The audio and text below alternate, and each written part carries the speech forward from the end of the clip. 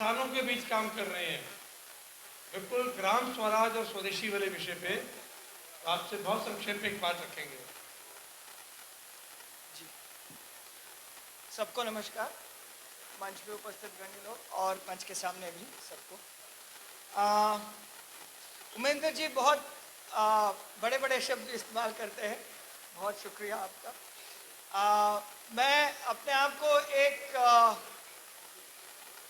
एक विजनरी के रूप में नहीं देखता हूँ, एक वर्कर के रूप में देखता हूँ, क्योंकि जब हम बड़े बड़े सपने देखते हैं तो लगता है कि हमें कहीं दूर जाके कुछ करना चाहिए, मगर अगर हम सच में देखें कि सबसे ज़्यादा इम्पैक्ट कहाँ रहेगा, कौन सबसे ज़्यादा हमें याद रखेंगे।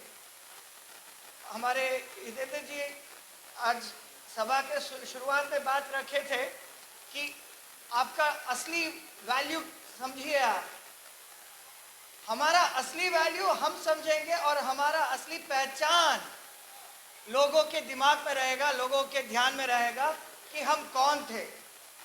तो वो अपने अमीरी से नहीं आएगी, वो इससे नहीं आएगी कि कौन सा पुरस्कार मिला इनको, वो उसी से आएगी कि इन्होंने मुझे कैसा महसूस हुआ जब मैं उनसे मिला, जब उनके साथ काम किया, जब उनका काम पहचाना मैंने। तो ये जब मेरे जहन में आया तो मैंने सोचा कि भाई इंजीनियरिंग करके या रिसर्च करके कोई बड़ा इंजन तैयार कर लिया तो किसको फ़ायदा होगा। लोगों को तो उतना फ़ायदा नहीं होगा, इसके ज़िंदगी में इतना फ़र्क नहीं होगा जो करोड़ों अरबों कमा रहा है ऑलरेडी। तो मैंने तय किया कि भाई हम उनके साथ काम करें जहाँ पे हमारे काम से उनके ज़िंदगी में थोड़ी बदलाव आए।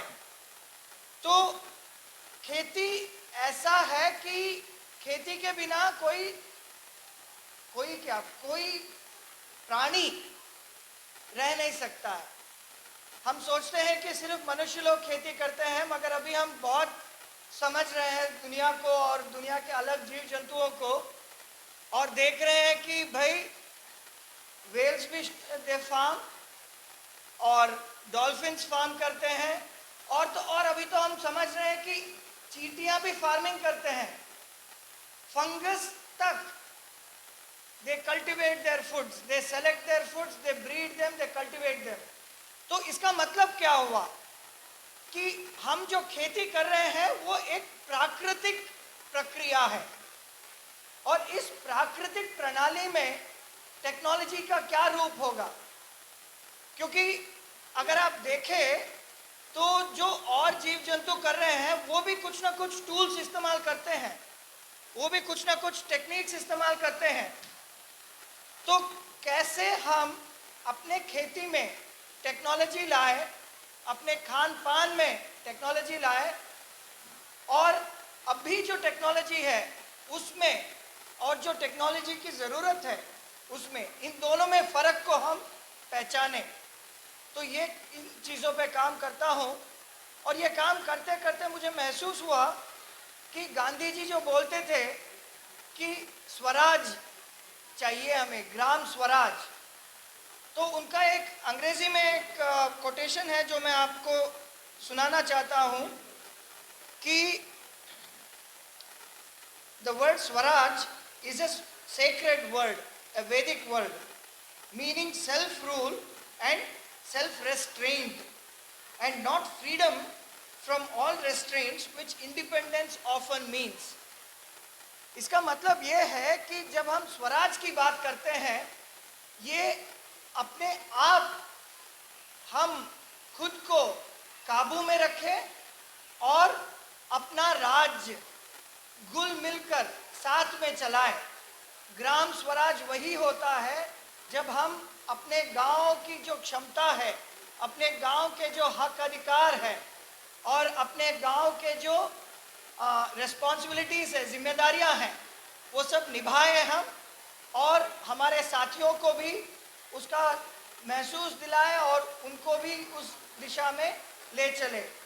तो टेक्नोलॉजी और मिलेट्स बहुत घुल मिले हैं, क्योंकि जैसे आप कई वक्ताओं ने अभी बात रखे हैं और आगे भी रखेंगे आज के और कल के कई चर्चाओं में, मिलेट्स में पोषक तत्व होते हैं, मगर वो पोषक तत्व वो अनाज में रहता है।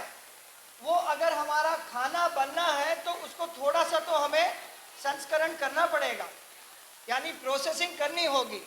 तो जब हम प्रोसेसिंग कर रहे हैं, अगर हम ये ध्यान में ना रखें कि ये पोषक तत्व खाने वाले तक पहुंचाना है, तब हम अपनी जिम्मेदारी नहीं रखे हैं। तो अपनी जिम्मेदारी, अपनी स्वराज तभी बनती है जब ये पोषक तत्व हम बरकरार रखें, किसान के होते हुए या उत्पादक होते हुए या एक ट्रेडर होते हुए या एक प्रोसेसर होते हुए या एक रिटेलर होते हुए, कि ये उपभोक्ता तक पहुँचे। तो स्वराज सिर्फ गवर्नमेंट का नहीं है, सिर्फ पॉलिटिक्स का नहीं है, स्वराज खान पान में भी आता है। और ये जो मिलेट का जो दौर चल पड़ा है, इसमें स्वराज का सही मायना आज और कल के चर्चाओं में आपको मिलेगा।